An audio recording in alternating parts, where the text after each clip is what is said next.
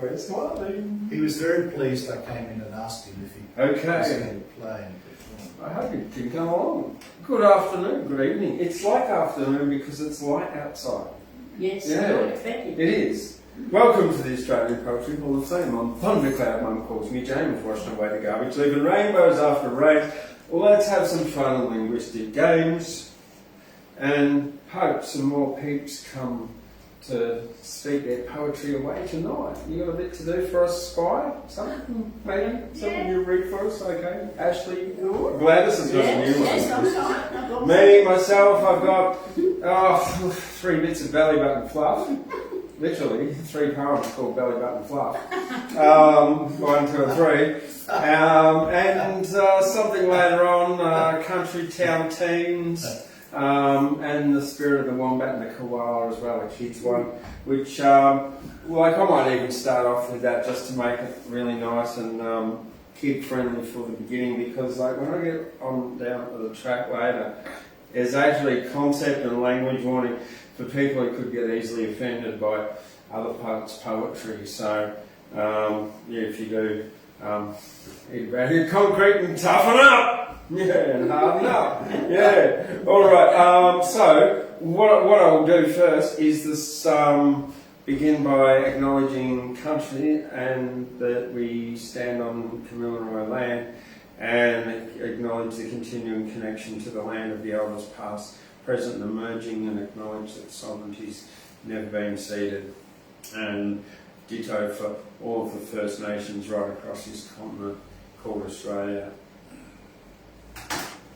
Okay, so let's start with something that came 3 mornings ago. In fact, look, I've got to get the wombat, all right? I've just got to. Wait. There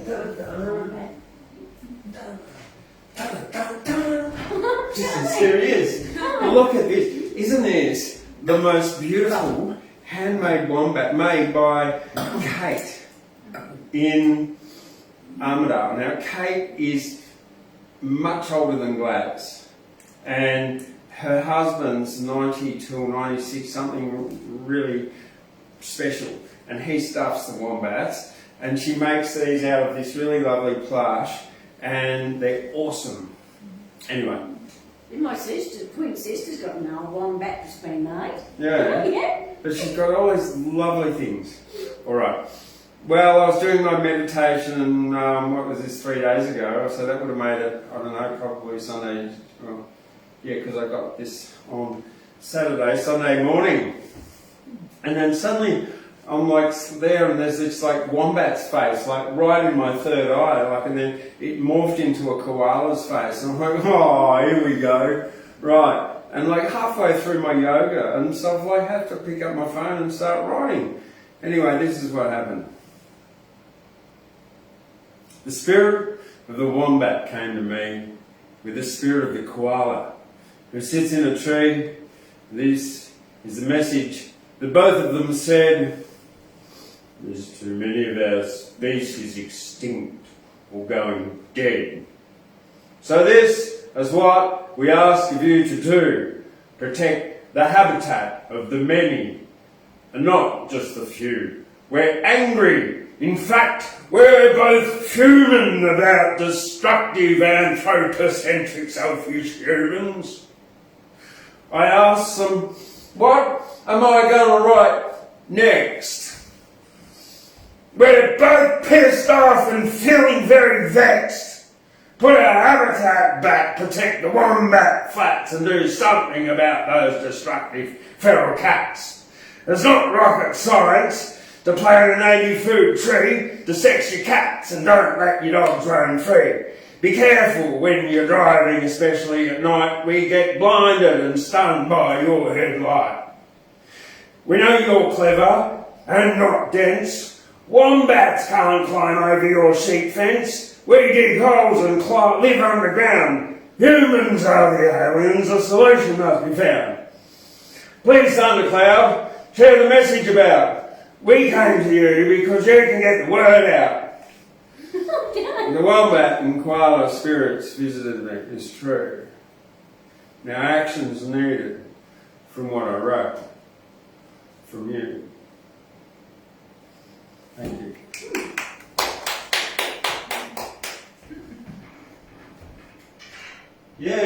it's like, it's just so random, you know? And like, I really, like, is it a poem that just come from me, like divinely inspired from that I thought up, or was it actually me vibrating on a frequency where I can tune into what they want to say? Who knows? So yeah, channeling the wombat. All right. Now I'm going to move on to something really serious. Love.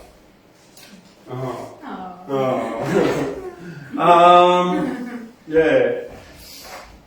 Author and Melody is a romance novel in acts by Boy Renaissance. Now they, I should say, and the subtitle of Author and Melody is Two Women Fall in Love. Wind is on their time, time is not. So it's written from the perspective of author, of course. So I read out Act 2, and just on a note about the author of this particular verse novel, it's Boy Renaissance was the winner of the Nimbin Performance Poetry World Cup for 2022 this year, just earlier in September. So that's to put this in context, and I contacted Boy Renaissance, and they kindly sent me a copy of this by a PDF, which I printed out, and they said I could read out anytime. So yeah, here we are. So Act 2, hours later, this is the setting. Dawn slowly lightens Melody's bedroom. White sheets enfold author and Melody. Wind. Restless he waits outside for the sun to fully rise. Time watches in the shadow of the room's furthest corners. And then the morning, what a sigh, when hills exhaled the sun.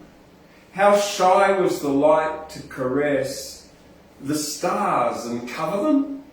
How eager was wind, whistling impishly by the balcony, while light lit the windows, sneaking through the drapes to witness two creatures asleep, like angels lost on earth from heaven, learning how to breathe.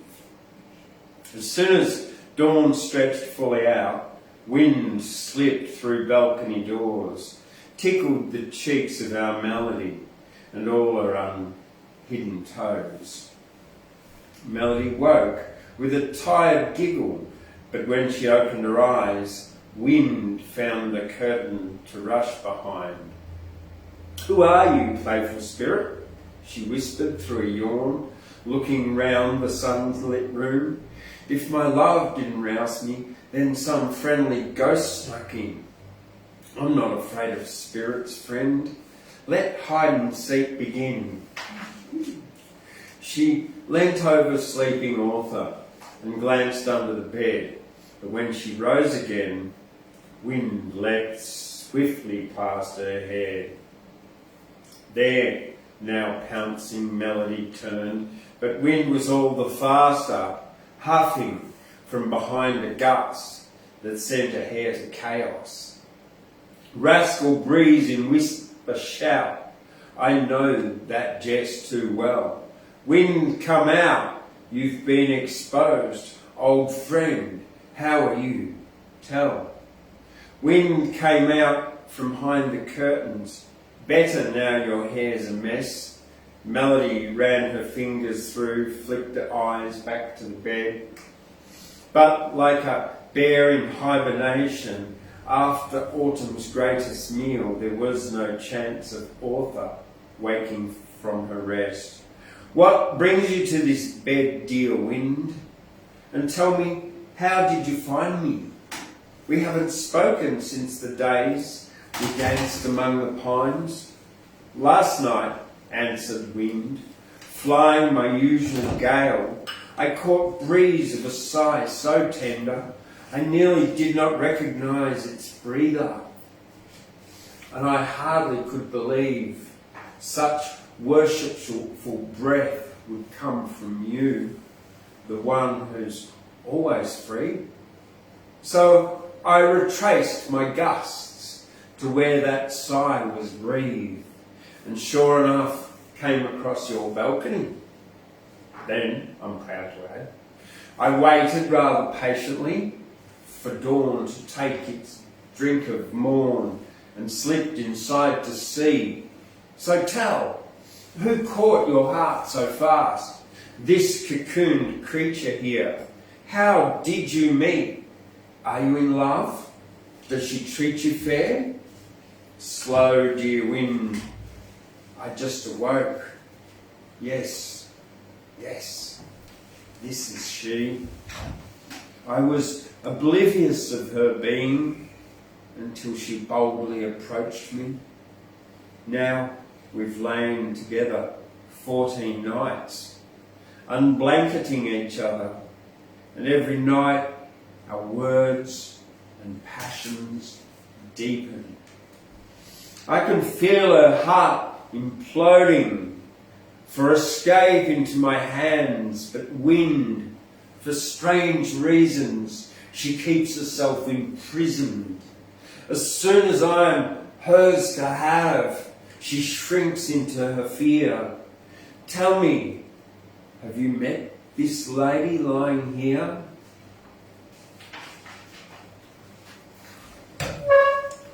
I've passed her many times before, said Wind.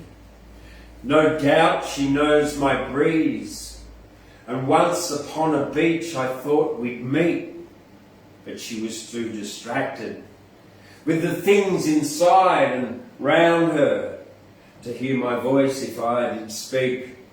As for her heart, have you inquired about her woes and griefs? She may not want to show unless you ask to see. But surely this solution can fix many a trial. Have you told her that you love her?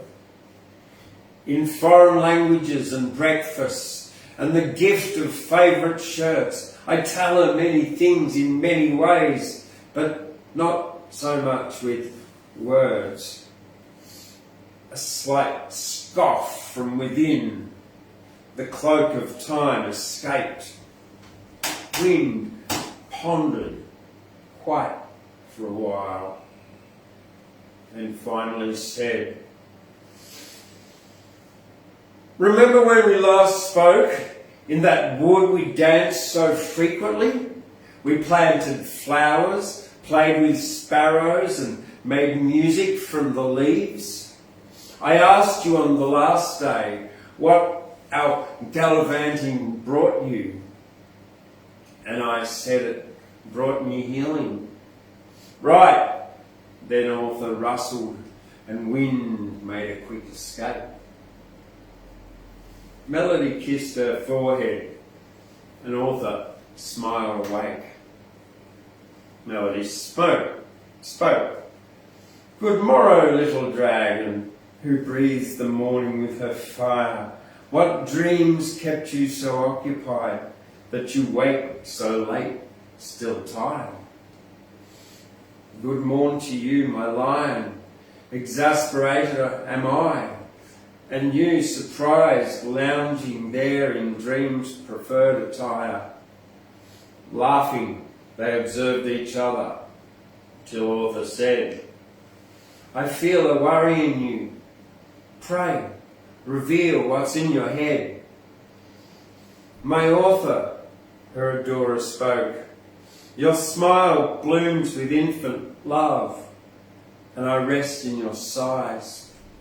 But fear uses eyes as its coward cloak, thinking it's worked as disguise. What trauma keeps your heart encaged when from your ribs it beckons with cheek upon feather pillow? Love, rest here a while. Melody, Arthur spoke. What is love but disfigurement? Melody stayed silent. Melody, Arthur spoke. Why do you think I write? My heart was once a slave master's who marked me with these shackles, shadows. Now I carve with inked arrow maps to Cupid's gallows. If endings are inevitable, why ever begin? To that, time uttered secretly, just listen to author's words, you foolish, hopeful thing. Author paused and waited for melody to speak. Yet, with laughter like bubbling stream, she shook her head. My author, come with me. Okay, so that's the end of that one. Now the next one, subtitle within Act 2. A letter of caution from time to author. Stay, heart. Do not stir. Be silent. Mute your dream. You know how quickly you get lost if you do not stay home. I hear your humming beat too clear. I feel your pulses thrum. I sense your affections. I know you'll run. Lie still by the quaint fire. Ignore the window taps. Look not out to the garden. I implore you, look not back. Heart, recall last winter. You wandered out before. Naive thing, you danced into the blizzard. Oh, Vincent, you're back. You like spied snowflakes you thought would dance along with you. They did. With violent touch, with ruinous sting, the storm danced into you. Heart, the storm near killed you last. Sweetheart, weak heart, recall the past. I know, red heart, you love the storm, but stay, dear heart, look back. A second letter of caution from time to author. Flippant lips, observe, be it that thou flee from that fruit's flesh as moth from dark. Be shut, lest siren silk escape your tongue and wrap around her. Cease ye teeth that chatter, lest she sense the looming cold, frosting the colour of those veins like hail ransoms rain. And ye hands that have felt so much, every contour of her skin withdraw, lest your fingers pry within and slip silk ribbon into its noose, lest, like death row's final step after rope is made to fracture neck, she falls, and so do you, as trapdoors are set loose, hearts ensnared and snapped thereafter, because my warning you refused. March 11. Stem it from that rose blush. So this is author's voice now. Stem it from that rose blush which blossomed the capacity of this heart, or from the wild figure fashioned in our quite makeshift hearth? Stem it from the blood orange and swollen blue dust when the hills drank the sun. My ears ever attentive to your musings, my own drink of fire as you spoke into the dark. Stem it from the creases of crumpled up, unsent letters and ever-worn white dresses, exclusive gazes penetrating the recesses of my affections. The roots are deep, wound around the cords of the switch that lets me sleep. What strange, delicate plant has grown in me? What shall I reap?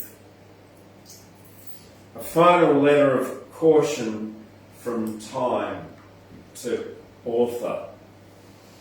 Oh, wooden hollow cottage heart, have you a lock? Or do all strangers with nightingale hums and eyes like night-lit lakes carry copies of your key? Have you not cracks in your floorboards? Have you not coffee stains soaked in your ash-littered sheets? Have you not cobwebs in your corners and in the closet, things unwashed? Who could inhabit such a den? Here, the next knock's here, and now that key's slow turn. Heart, when will you listen to a knowing friend's concern? And that's the end of Act 2 from the verse novel Author and Melody. Two women fall in love. Wind is on their side. Time is not.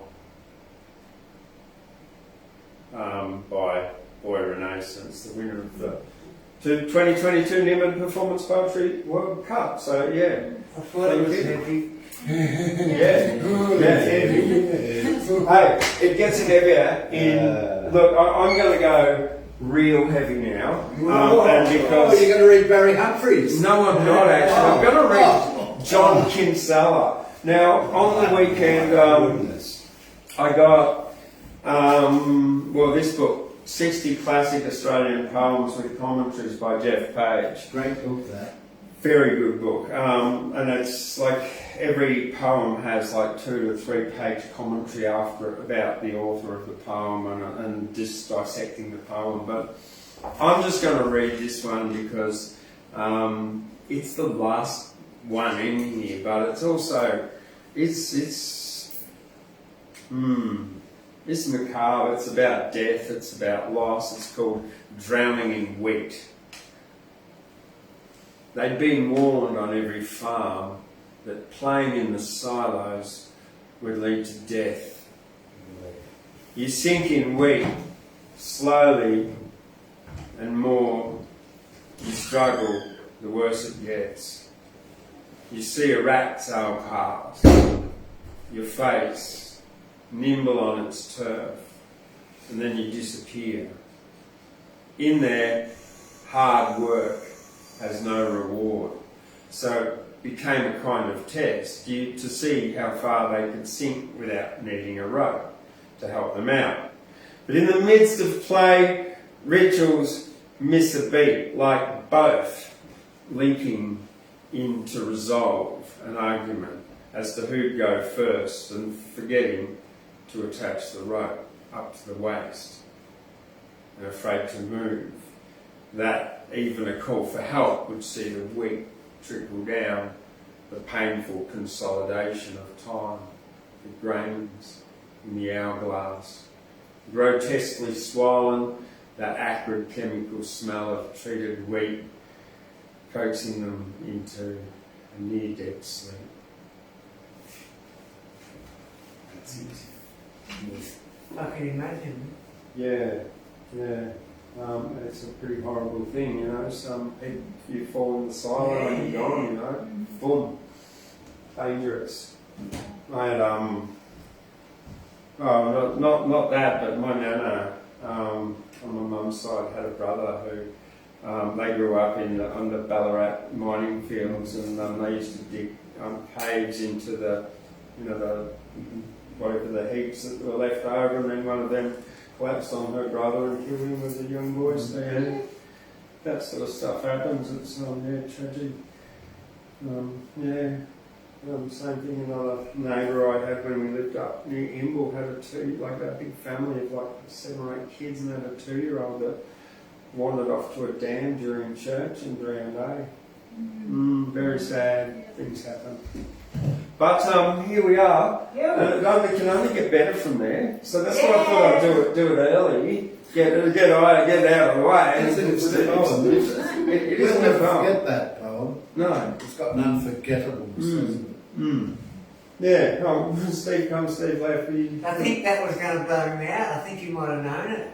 He might have, I don't know. Yeah, because he saw it. Oh, wow. Yeah. Well, someone he knows that could happen to. Oh, I could have, yeah.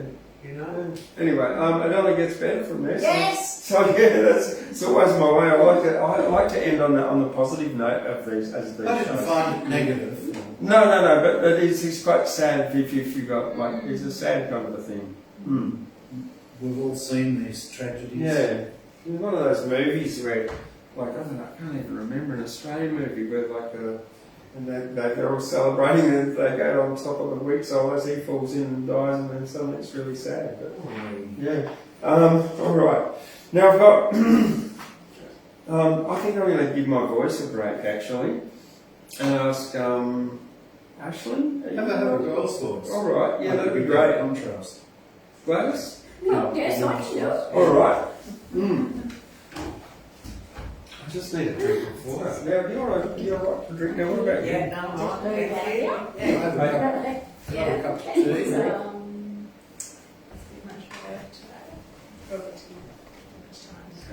Voice rest. Vincent, after all of that talking, yes.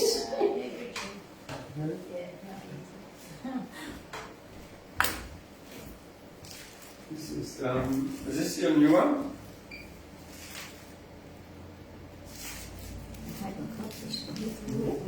Ah, yes, a picture of home.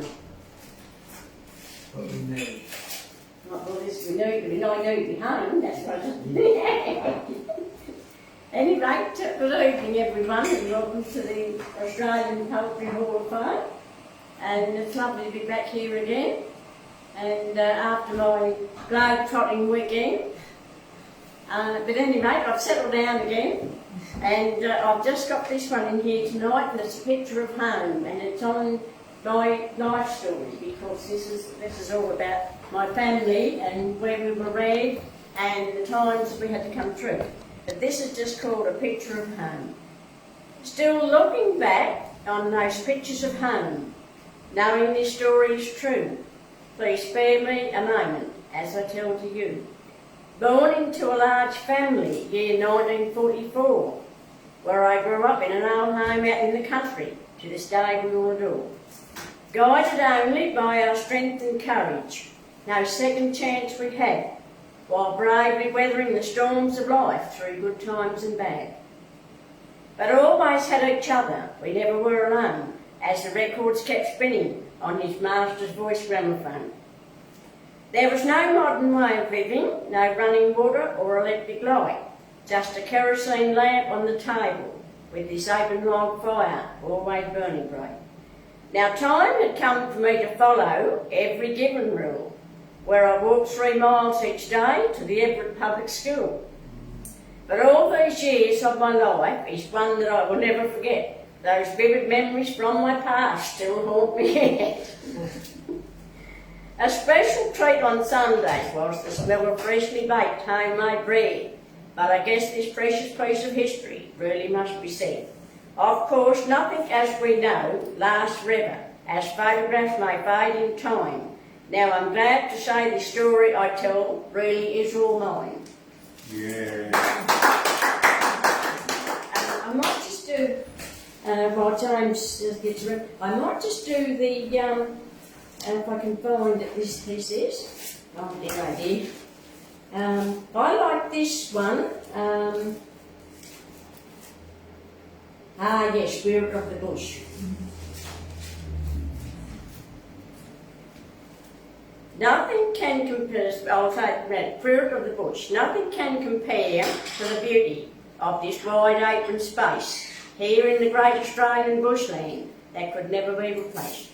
In nature's paradise though, we seem to have it all, our precious flora and fauna, plus the magpie's early morning call.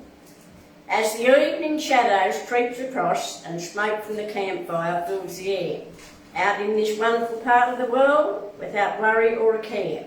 Gum trees on the hillside now awaken as another day dawns anew, while a carpet of wildflowers and ferns all sparkle with the morning dew. But there is nothing better than being in this bushland that we love, with the moon sailing overhead and each star shining brightly from above. Here in all this wilderness, where we can surely dream, but only our famous artist Namatjira could paint this magnificent scene. Many can still remember good times out on the beaten track, carrying their swags here in the great outback. With those days now finally gone, but the ghost of bushmen from our past, their spirits will live on. Now looking at our rugged landscape, far as the eye can see, but the spirit of the bush will always be home to me. Thank you, John. Thank you, Gladys. Yes, that's me. That's me done. That's my voice will be going for really. Now, what I find interesting that first time, how you had no running water, no lights, and just a log fire.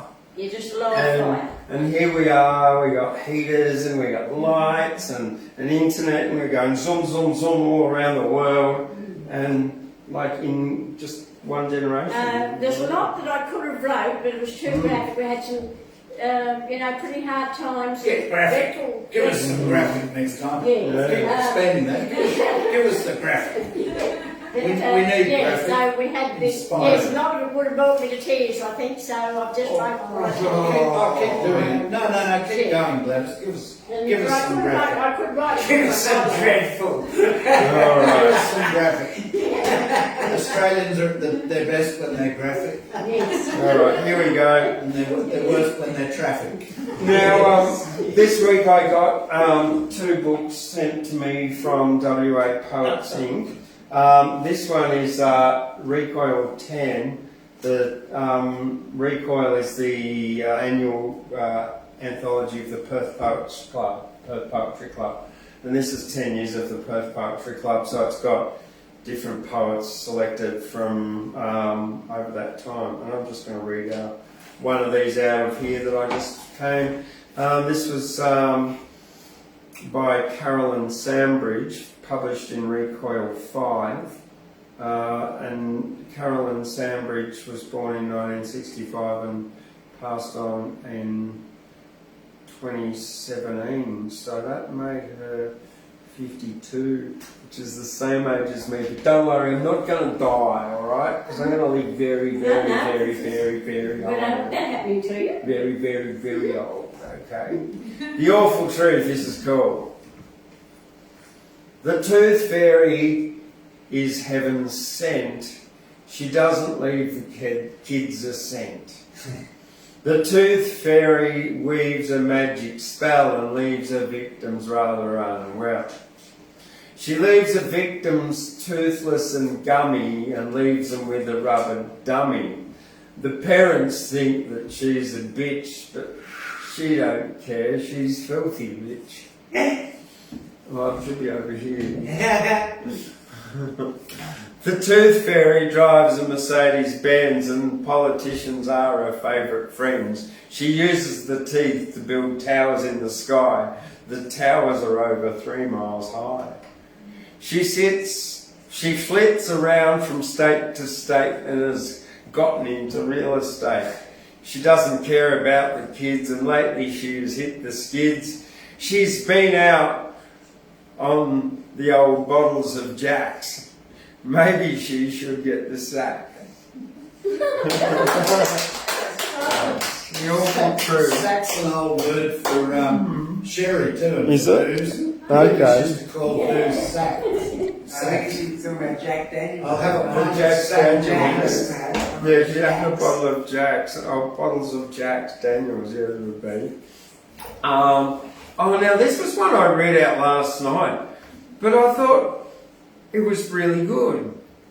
It's got the C word in it, so be prepared. I'm going to say the C word. I don't like curry. No, well, it's got it twice, in the beginning and the end. Now, this is I'm guessing it's in a male voice, and it's called Trans Girlfriend.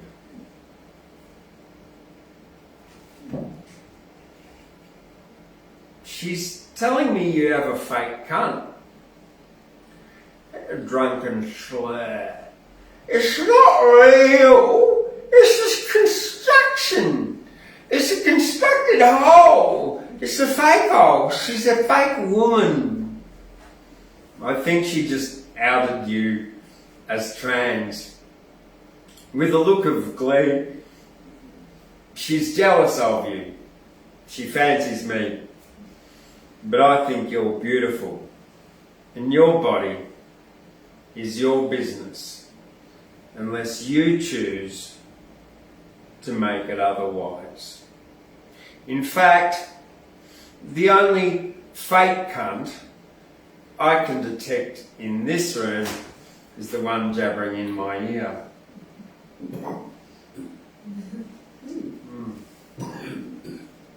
By someone called Hellchild. Yes. And it doesn't even, so I'm guessing that's one of the earlier ones, right. Okay. That's from Hellchild. Now, the other one I've got to read here, No Easy Way by Ron Oakley, published in Recoil 4. No Easy Way. There's no easy way to say it. The doctor looks up from his notes. Inoperable, untreatable. Sooner rather than later. I watch her face. I think she knew we'd walk the walk and talk the talk. Couldn't it be at home? The hospice nurse says. That's what we are about. So I learned to rub cream on her back, her thinning legs, her bed-worn heels. She calls for her grandchildren, one by one. When I'm gone, you'll cry a little, but not for long. I've loved my life, you must do the same. Her voice become a hoarse whisper, then steady, rhythmic breathing. She beckons me. The last words I hear, I love you. The breathing ceases. She dies bravely as she's lived. Ron Oakley, or Recoil Ten. No Easy Way. Wow.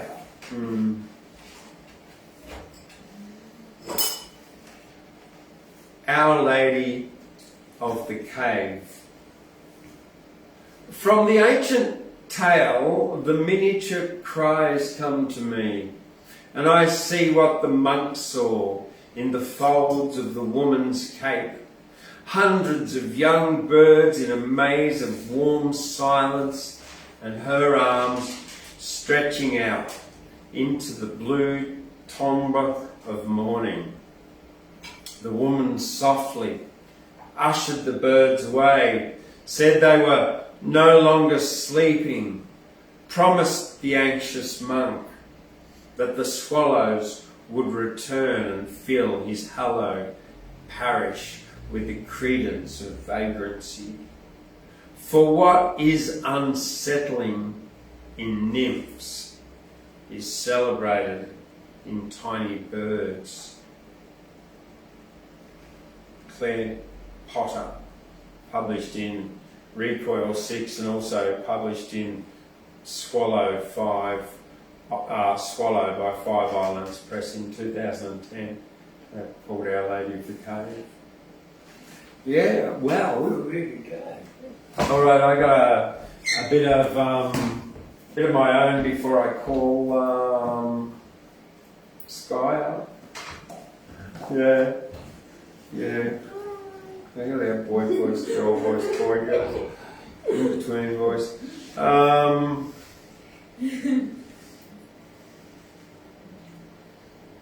Oh, well, it's nearly Halloween, isn't it? Mm-hmm. All right. I'm gonna finish off with my really kind of nicey ones tonight. No, actually, I'm going to do Country Town Teens. This is what I wrote this afternoon. About, 2 hours ago. Big, it's called Country Town Teens. Big, bored boys, not yet men. Playing with toys, a country town, their pen. Council job, tractor driver, drink mother and smoke. Clears throat of saliva. Is there hope? Teenage wanks, biceps and pecs, football, cricket, think about sex. Toys like utes, rods, arrows, guns, wild pig shoots, skull beer for fun. Days become years, round up, sheep dip, bongs, ice, beers, and a hunting trip. Burnouts, burnt out cars, and that tree. Johnny jumped out, swung freely. Some move on, goals, aspirations, travel, then gone, change their situation. What is that? Yeah. It's a bit sort of macabre, but I don't know. Anyway, it is what it is. True. Oh yeah, it's just observations of life in a generalisation. Of course, you can't generalise anything in life. No. And then the other one, Halloween is approaching. Oh, look, there's Mr. Pumpkinhead over the corner. See him over there? Well, just for the people on the line, they can see there's Mr. Pumpkinhead sticking out over there, looking through the window. All right, well, this was written for him. I saw Mr. Pumpkinhead with a candle inside, glowing orange and red. His name is Fred. He grows outside with seeds on his head. Mr. Frederick Pumpkinhead. Mr. Fred with a pumpkin head would make good soup, but then be dead. We'd be fed, and then we'd realise we'd eaten Fred, roasted Fred's pumpkin head. The last words said, I could not hide, glowing orange and red. I'll soon be dead, roasted or fried, but I can't be bled. I'm Mr. Fred Pumpkinhead. Our kids over at Central would love that. Well, they would, yeah. We're going to have a kids' That'll be one. a Urala Central poem, that one. Okay, yeah. They'd love that. Alright. They're in potatoes and seahorses and pumpkins. Mm-hmm. Mostly seahorses. Yeah. Bloody So, obsessed with yeah, seahorses. now later on I've got The Poet as a Child. Oh, Off you go. Give us a photo of a child. You're okay, yeah. Well, I'll finish off with my belly button fluff later because you're coming up after this, Ashley. Prelude, the poet as a child. Mrs. Hello Mum, Hello Dad. It's all in honour of you, really, because you started me off. Prelude. It all has to begin with a mum and a dad, of course. Not just any mum and dad, but an awesome, caring mum and dad that got me engaged in many different activities and sports. That needs to be said first because it's an important thing to acknowledge all of our ancestors and all the work that they put in for all of us. Runs in the forest, flowers, city life, grandparents, swims, eating snails in the garden. Age 3, loss. Age 4, death.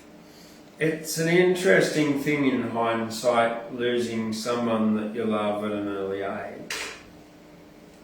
Farm life, town life, river life, primary school life, kayaks. Very observant, listens to understand, runs. Fidgets a lot in class, pleasure to teach, beach life, swims, trains intently, bouts of intense focus. The days of youth spent in the sun and surf, and high school. Easily distracted, focused, conscientious, plays, not at all interested in algebra. Excellent at geometry, disciplined when interested. It's a great loss of face to lag behind the pace.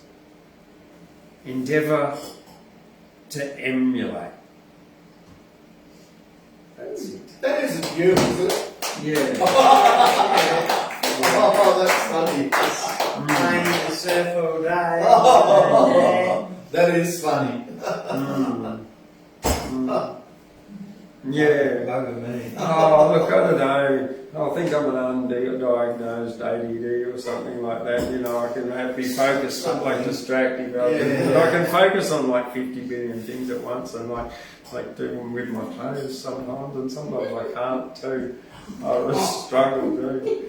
Yeah. I thought, oh, that has to be you. All right. Well, look, I'd like to invite. Skye, how about we have Yeah. girls' voice? We're going to have Skye. We got all sucked That's up. right. Yeah, that's right. Yeah, that's right. Yes. Sorry. I got confused. Yeah. Okay.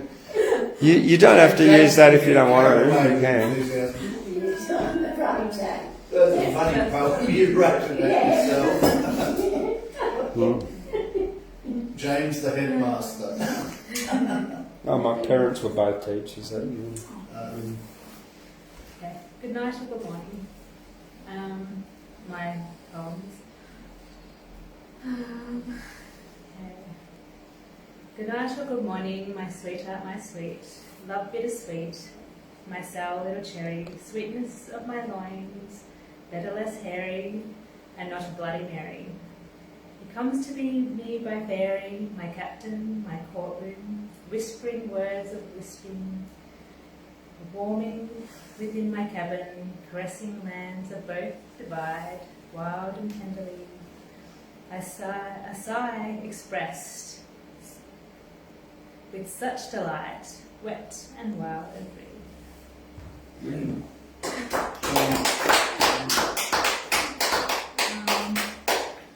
Charming with depth. Okay, so just a funny little one. Sexy cool. Sexy cool, you're so funny, cuddly bunny, baby bunting, woo me, room for 2 or 3 or 4 or maybe more. Queen bee, my bee, maybe baby. Beanie, Mindly, Mine Tonight. Oh, Yeah. Sylvia Plath would have liked that. Very Isn't it lovely to have all these different voices and different styles of poetry that come out? Penumbras. Penumbras, okay. Yeah. Give us another head. Got any more headmaster poems? No headmaster poems. That was sort of like, You have to have a book one day, headmaster poems. yeah, that was more like what do you call it? Oh, I can't even remember. All right, well I'll do one of the Belly Button Fluff, and then Ashley can come up. This was the first one that was written on the weekend. Belly Button Fluff. I wonder if I got any. Jazz foot. Oh, look at that! There's a bit in there, and it's really hard to get out. It gets stuck in there. Oh, there it is. There. Look, see, it's grey and blue, right? Goodbye. Maybe I should just stick it back in there. Okay, right. Stuff is like a river that needs to flow past. Nothing lasts forever, so let the stuff go and flow fast. A turtle has no stuff strapped upon its back. It's easier to travel with no stuff along a track. You can't take your stuff with you when you're dead, nor can you take your stuff with you to sleep in your bed. So if it's useless heavy baggage, then let go of your stuff, because most stuff is as unimportant as belly button fluff. Very good. Yeah. Very good. Love that. Yeah. So yeah, and it's gone now, it's not in there. Yeah. Mm. That can go into your neglected works. Okay. Alright, well, would you like to come on up, Ashley? Well, give us some of your belly button fluff. It's amazing how quickly it builds up, because like 2 days after that I wrote more, and then there was more belly button fluff, and now we're like 4 days later and I've found more belly button People fluff. feel jazz. True. You hear a lot. Yeah, I know. You have before. I know. Mm. Yes, life's fantastic. isn't Sometimes the thing that tickles our belly button is a simple thought, like Mr. Warren's thought that we can't take it with us to bed, even though we dream about it. Yeah. Well, have I been thinking? Oh yes, I've been thinking and I've been reading. I read a short story called 14 Metres by Quita Rock. And he was in Parliament in Brisbane for 25 years, the bugger. Randolph Bedford. And I thought it was the most extraordinary thing in some ways that I have ever read. So if you've got any anthologies of Australian short stories and you can find 14 Metres by Quita Rock, go and rock along with it. It's quite amazing. More of that later. Well, philosophically, I have been thinking that we have 2 glasses, not 3 rulers. We have a glass full. Yes? Please, yes? Yeah. Nice loud yes. The glass full. We have a glass half full. Yes? Yes. Is the glass half full or half empty? Well, Half that's full a for good me. answer. Question. Your answer is? Always half full. Half full. Half empty. Oh, half full. Of course, it's both half empty and half full, and the glass is the thing, to quote dear Hamlet. Now, the other thing I have been thinking about,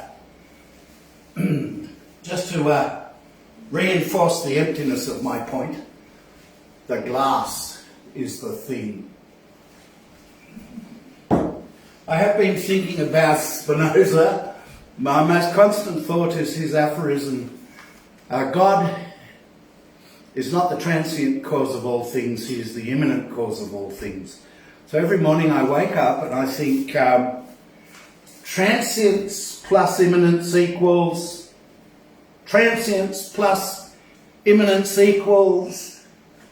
And this morning I realised that's as far as I have to go. Now, transience plus immanence equals, just equals. And I thought I'd be a smart ass and I wrote down the bottom of the page. I'm laughing too. And I wrote at the bottom. I wrote at the bottom of the page and then scribbled it out. And I can't look at my variation on a theme. I wrote transience equals immanence plus, but that's just bullshit, mate. I scribbled it out. Well, as is my want or my need, under the stimulation of the moment, I'm like turning on a hot wok to do some cooking. I wrote a poem sitting at the table there. It embarrasses me, this poem, because I've had this conversation or the bullet point so often with Yankees. But my French friends, they keep it for 5 or 6 years in the back of their cupboards to remind them of Terra Australis. Actually, one of them's written a book about Australia, so perhaps we can translate it into English and read parts of it here someday. And watch one of her movies too. Anyway, my little poem is called Going to Oz. Going to Oz, aware... Who's laughing? Must be my embarrassment at what I've written. Going to Oz, aware, beware, the spiders will get you, the sharks, the snakes, the desert dingoes, the spiny ones, the slimy, the uncooked snags, the other ones, the bogan hogans, the rogue red kangaroos, the totalising politicos in their horticos, the mineral blasted chasms could all get you, in spite of butter, the Vegemite splutter. Go into Oz, beware, aware. Yes, as I said, one of my friends one of my friends the other night, talking to me from Paris, said, "Oh, actually, I've still got my Vegemite unopened from 7 years ago in Oz." And then she said she'd written this book about Australia, and then I thought, well, that'd be right, wouldn't it? I thought she'd be smearing herself with all the black veggie and doing tribal Uluru dances at any moment in the Parisian floodlights. I'm laughing because that's what the French get up to. They're a lively mob. So here's another little thought while I was seated at the table, thinking about my friend Skye and the Skye. I'm always thinking about the Skye. You know what they said about the Celts, that mad Julius Caesar, that murderous bugger? He said, they're afraid of no man, but that the sky will fall on their head. They are a people of empire, but have no government. He was a bugger, that Julius Caesar. No wonder Asterix killed him. That was in an unwritten and unsketched volume that the Roman Curia would not allow to be published. Now, here's my thought at the table. The author will do for me too. And you, the author, author. So, we're moving along. James kindly bought me all these volumes of Skye, who I am fascinated by. Mr. Kinsella said she was a great poet, and he read from that tragic lyric of the little boy dying in the sea of seed. And Skye is a really wonderful poet. So I was starting to look at this today, and I read a poem about the Titanic, which I will read. And then I thought of another poem by Thomas Hardy that so many of us know about the Titanic. And I will read the two images of the Titanic that came to me together as I sat in my little white gets on top of the granite there. And I'll finish with one or two poems by David Malouf, who, as my life sojourns, I think more and more is a unique writer, and that's enough to be said of him, I think. Anyway, Phrase Vicky, towards the end of her life, wrote, "Deck chair on the Titanic." Yes, she looks puzzled, doesn't she? Anyone out there viewing the viewing? She was caught between wanting to be a fiddler, a classical musician and writer. So she had aesthetic tribulation. Haven't you got aesthetic tribulation, Mr. Warren? Oh, Caught yeah. between being a human being and being a seahorse. The kids at Uralla are obsessed by seahorses. They are actually. It's just one of the oddities of Uralla. External affairs, 2nd century AD. No, we won't have that. We're onto the deck chair on the Titanic. Bear with me. I had a friend whose grandfather was about to go to be the young boiler engineer on the thing, and he missed the train to Belfast. Hallelujah. So she lived to be the granddaughter and tell me the story. Deck chair on the Titanic by Svaviki. Swag-bellied pendant canvas, stapled safe to pale archaic scaffolding, striped, symmetric, red and white, red and blue, red, white and blue, blue as the sea, the blood safe between the cracks of ice floes, massing in a gathering silence. We are their holiday thrones. We are British, we're American. Wir sind Deutsch. Die See ist blau. We're whiter than ice. We're a sure thing. Sit on us. All around are cracks. Something is always cracking, cracking up, maybe mending, pending pressures, places, times. Mind how you sit, sir. Everything cracks in time. Your spine and mine. Even the books you're just about to browse in peace on this, the bluest, coldest sea.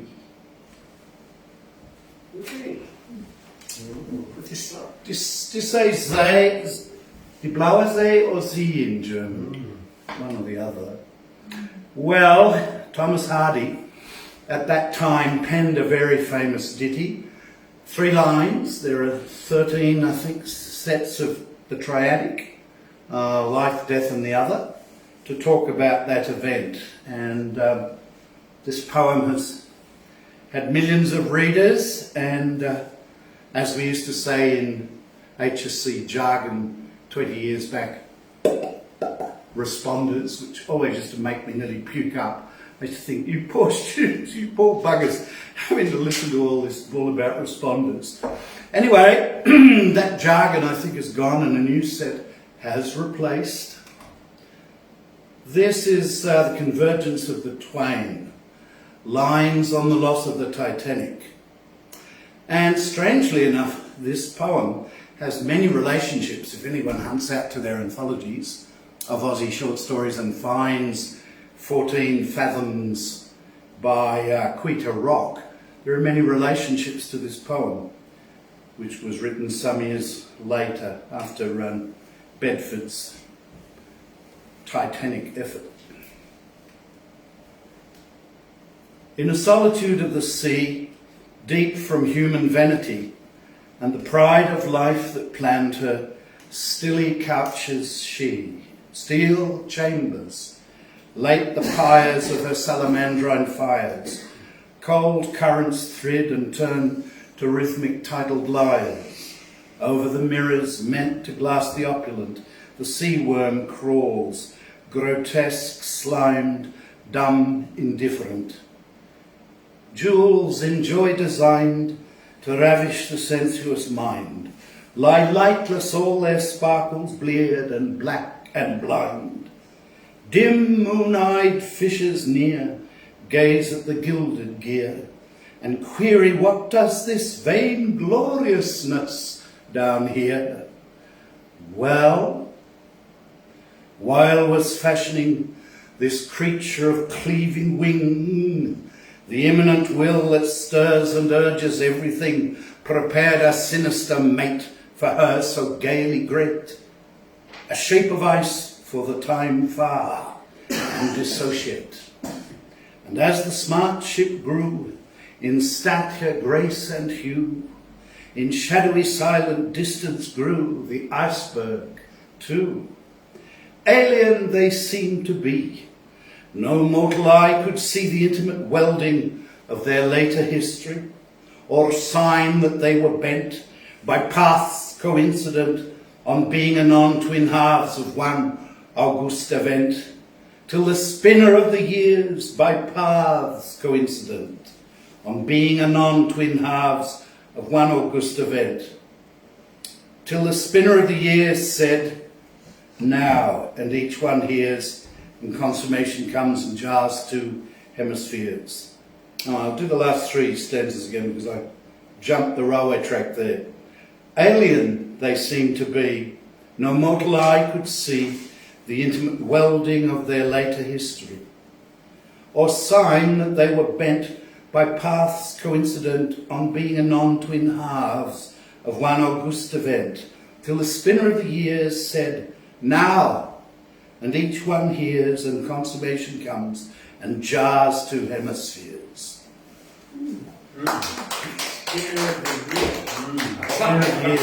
Yeah, it struck me reading that this afternoon, then reading it now, after many years, just how typically Thomas Hardy that poem is. If you want to pick one poem of his 1,000, that's probably the one that most mirrors him, like the slugs crawling across the mirrors of the sunken wreck. It's interesting, we had the image tonight of the boys sunken in the sea of seed, and the different images of nothingness on the edge of everything, or everything on the edge of nothingness, as we subtract ourselves into the blob. In both those poems, it's interesting to look at someone in the space age using images and thoughts from that ontological situation, going back to someone of the First World War. Now, as I said one evening many moons ago, once in my life, over a 2-year period, I passed him 3 or 4 times on the street, and he was just like that painting of him, David Malouf, except he wore a suit and he had a tie. And I always felt like saying, oh, Mr. Malouf, I'm a fan. But he was not that type of man. He was very foursquare, and that painting of Geoffrey Smart's really captures him marvellously. He was just like that. You couldn't suddenly just say, oh, Mr. Malouf, I'm a fan. I've seen you 4 times this fortnight. But it was strange. I saw him in Glebe Point Road, Martin Place, Sydney University, and I think the 4th time. But it's 23 or 4 years now, so the mind has slugs crawling across its mirrored surface. Don't laugh. Yeah. No, I'm sorry. I didn't mean to be so testy. Well. I've had fun being a bit of a raconteur. Don't know where the ra went, but I missed Paul. I missed Paul coming in and giving those long, boring but transcendental lectures on the opera. I actually love that. I loved it. I hear him give these threnodies of lament to Callis's voice, or June Bromhild, or who have you. Having almost been one of them myself, really. So I have to read one farewell thing this evening called... it disgusts me, this poem. I always have terrible sexual fantasies when I read it. So I will read it.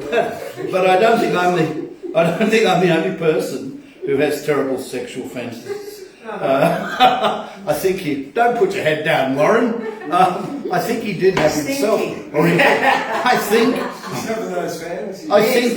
think he must have had himself such, or he never would have written it. It's very famous in his work, actually, and it's wonderfully lurid.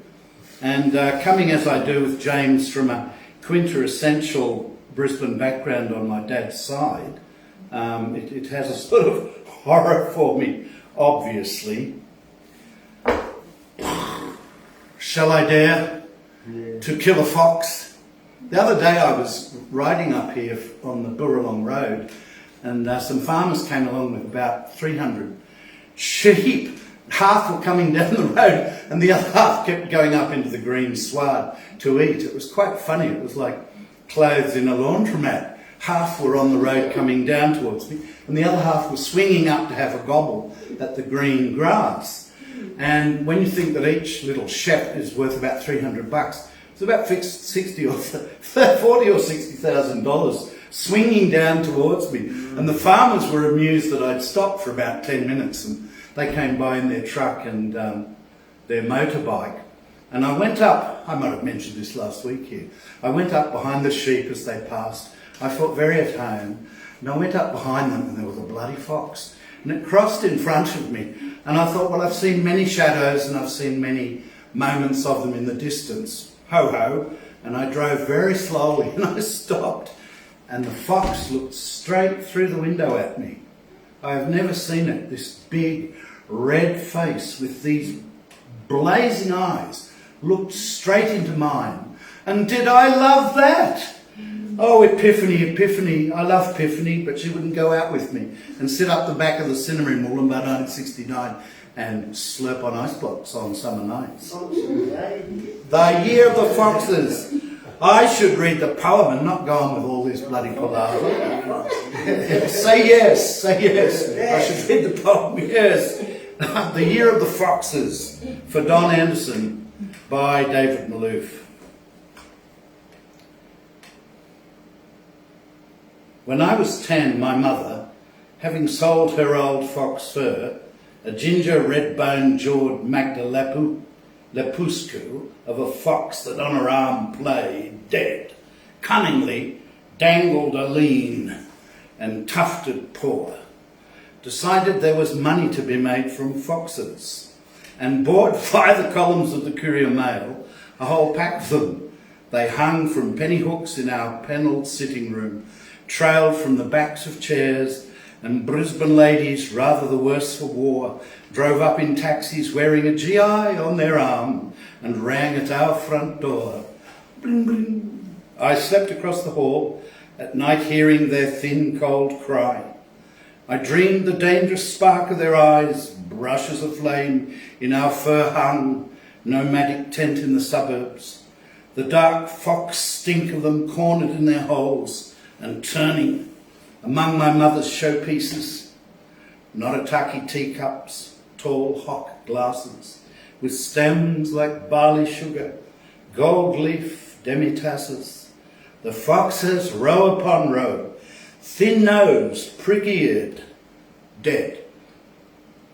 The cry of hounds was lost behind mirror glass, where ladies with silken snoods and fingernails of Chinese lacquer red fastened a limp paw, went down in their high heels to the warm, soft bitumen, wearing at throat and elbow the rare spoils of 44, old foxes, rusty red like dried up wounds, and a GI escort. How often on warm nights or warm afternoons I've sat or lain in bed sweating away opposite the hallway in those wooden houses that made Brisbane what she forever will be for me. Mm-hmm. Thank you. Well, you could do it, please, if you would. If you would do it. Hypothesis, implication, and okay. They'll feel lonely if they don't get Here around. we go. The rule is this. hypothesis, implications, and parameters. Yeah. If you've anything to say about that. Yeah, or hit, or T. What's the T? The theory. I wouldn't want to go home without a show. All right. So the rules have been ruled. They've put out their rules. Vincent, would you like to They've come got on? really unruly. All right, Vincent. Oakman, everyone. It's a terrible poem, the fox one, isn't it? Because you've got a fox. Yeah, I couldn't, I was waiting for the, how do you put it? In the gutter bits, but I didn't find any. But anyway. Oh, well, that was when she got home with the GI. Oh, I shouldn't say. cordial? The GI Cordial. on her I know you mean. on her elbow and the fox on the other. Actually, I can put my glasses on tonight. Anyway, hello everybody out there. Hi Larry, hi Andrew, and howdy Doug. Okay, now this has happened to me about 4 weeks ago. Buddy and I were relaxing back at home there, and the phone rang. It was my brother, and he said, "How you going?" I said, "Not bad." He goes, "Mum's got COVID." And I've gone, "Fantastic. How bad?" "Well, you know, it's unreal." And then he said, "We've all got it." And I thought, "That's even better." And he's going, "Why?" I said, "Well, how did you all get COVID?" And he said, "Well, your niece Kim came up from wherever they live with her friend. They went to a funeral with part of the family. And after that, the people that didn't go to the funeral, they thought they'd go around and visit them all. So they all got COVID." And I'm going, "This is fantastic." And Paul's going, "What's it, mate? I hope yous all die, because then I'll get everything. I'll get all the houses, all the money in your bank accounts." And he's going, "All right." I said, "And how's Mum going?" She said, "Oh, she's not too bad." I've gone, "Okay, I'll text her." And Paul goes, "No, don't text her. Can you give it a couple of days?" I've gone, "All right then, hope I don't see ya." That's it. Straight away I've gone to Buddy. "Unreal, Buddy, we're going to be rich." And we're dancing on the bed. I filled this book up with all the stuff we're going to buy. Right? No props. Right? So that's good. Anyway. Always looking on the bright side. You got to. Half full. Half empty. Vodka. I knew it. Vodka. It's Mormon water. Oh God, I'm a Catholic, that's going to kill me. Okay then. So, I text Mum saying, "Hope you don't get better. When will you be in one of those make you breathe things, I don't know, incubator or something, I don't know, got to have got that right. But hope I don't see you." Well, Vincent. Oh, good. 2 weeks go by, I get a phone call. Paul goes, "We're all over it." I've gone, "No, you can't be." Everybody's gone, "Yeah, everything's fine." Oh, me and Buddy were devastated. I mean, I had all this stuff I was going to get for James, you know, like a fish pond in the window, everything. Like I said, I filled the book. Anyway, I said, "Right, I'll give Mum a call." This is 100% the truth. Truly it is. It's 100% true. Right, so I ring up Mum. I've gone, "This is disgusting. Mum, how come you're not on a ventilator in hospital dying?" She went, "What? Aren't you happy?" I said, "No way, me and Buddy are very unhappy. We thought we'd be super rich. I filled this book up with everything we're going to buy." She went, "Really?" I said, "Well, how bad'd you get?"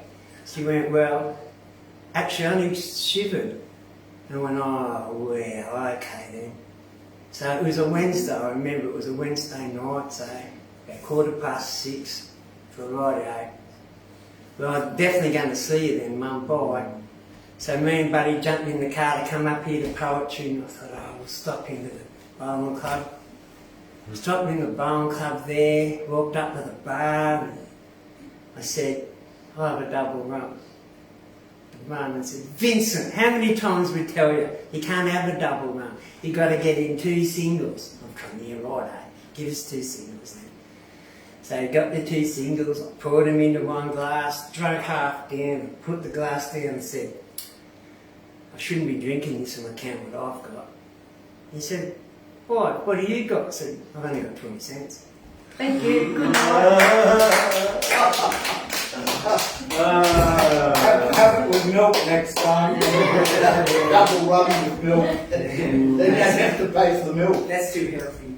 Alright, well then, I've just got a couple of bits of belly button fluff left. Yay! Read us this. You won't have any trouble reading this. What is this? Oh, this is a Ken Mayo. He used to run it in Rudder. He used to run the, it's great, but it's clear reading. But he used to run the Bushrangers Festival. Went on for 2 weeks at Uralla. Yeah. He's quite a figure of local cult history.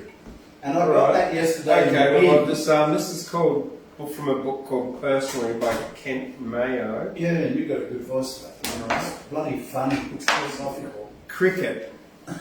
Well, I don't know, I've never played the game really, but anyway.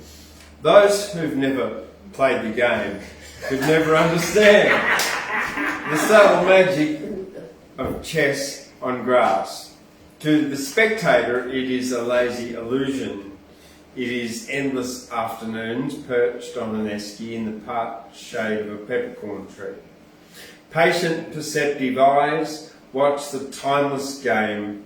Out there somewhere is the new Bradman, flashing his blade and at the whistling red ball, hurled by gangling youths and robust veterans, with guile, determination, sweet patience, or blind fury.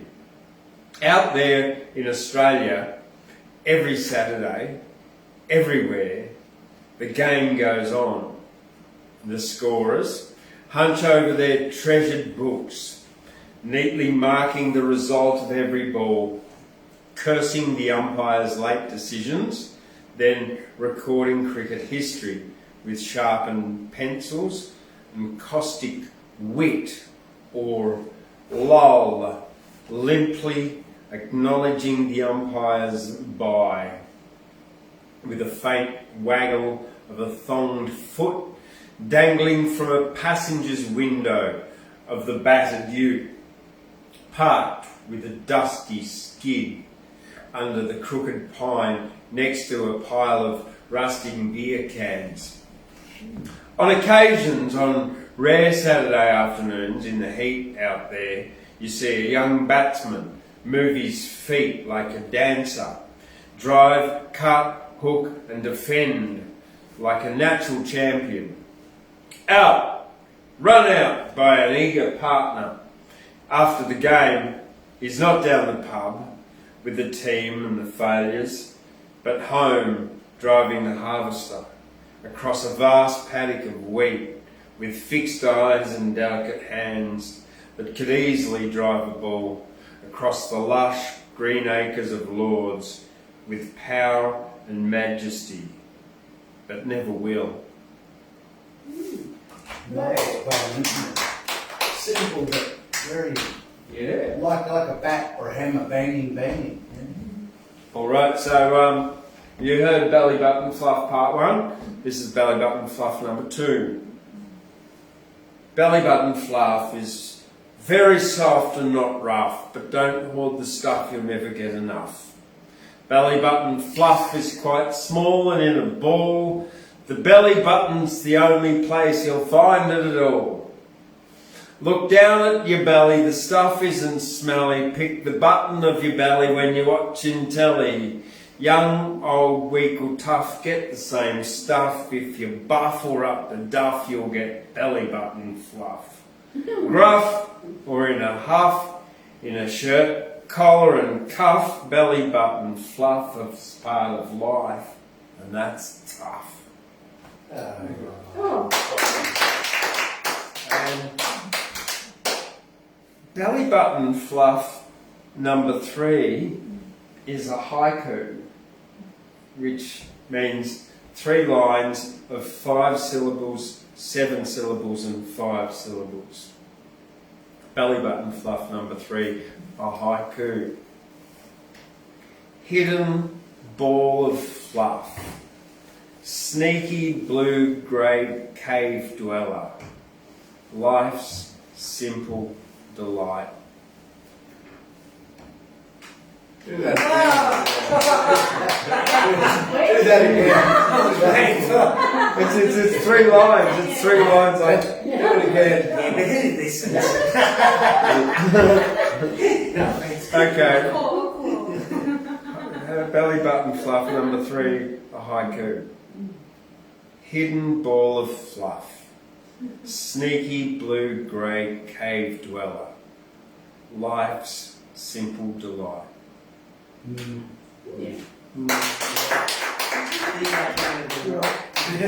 So, hidden ball of fluff, there's 5. Yeah. Sneaky blue-grey cave dweller, there's your 7. Life's simple delight. Okay. Delight. Yeah. Let's go 3, 4. So it's complete. Yeah, that's it. Well, thank you everyone for coming tonight. Thank you everybody out there for joining us on Facebook. Thanks for giving us a thumbs up and a comment, as you probably did or you will, and I'm hoping you do now, because it helps with our metrics and gets the word out to more people. And we'll see you next Wednesday, and then does that mean the week after then I have a week off, because I'm going to be away for a week. Yeah. Oh, excellent. Okay, good night. Hooroo. Okay.